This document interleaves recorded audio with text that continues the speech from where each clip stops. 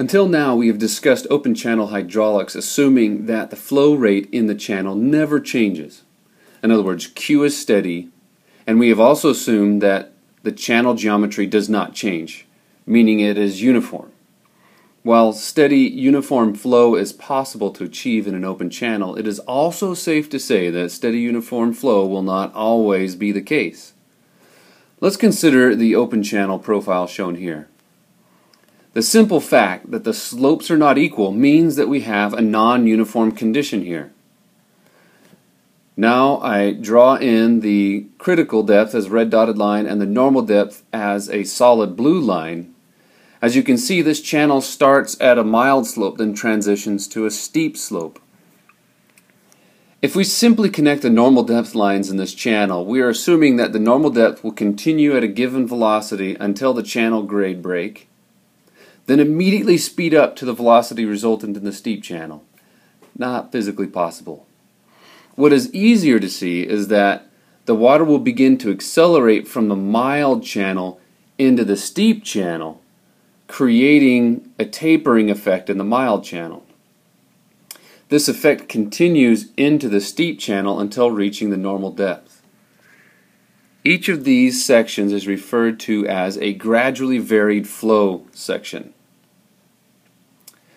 Now let us examine what could be the opposite scenario, transitioning from steep to mild slopes. Drawing in the critical and normal depth lines, we can see that we are transitioning from supercritical flow in the steep channel to subcritical flow in the mild channel. There are two possible situations that can result from this type of transition. First, it is possible that the water enters the mild channel moving so quickly that it pushes the water in the mild channel downstream. This interaction slows the flow rate down in the mild section to the point where a hydraulic jump forms. This is known as the rapidly varied flow section. The second scenario can occur when the flow depth in the mild section is so deep that the flow is backed up into the steep section. If this occurs, there will be a hydraulic jump followed by a gradually varied flow profile which completes the transition to normal depth in the mild channel. In order to help organize our calculations and help qualitatively assess non-uniform flow, we classify the GVF sections. The GVF classifications have two digits. The first digit states the type of channel slope where the transition is occurring. M is for mild and S is for steep. So we write the first letter for each section close to where the GVF is labeled. The next digit in the classification system describes the flow depth relative to the normal and critical depth. For example, if the depth of flow is decreasing downwards relative to the channel bed and is transitioning between the normal depth and critical depth, we call this a zone 2 profile.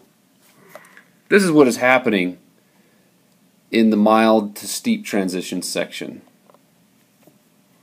When the flow depth is increasing to a depth that is greater than the normal depth and the critical depth, then we call this a zone 1 profile. On our examples shown here, this is occurring where there is a hydraulic jump in the steep channel, and the GVF that follows is zone 1 because the depth is greater than both the normal and the critical depth.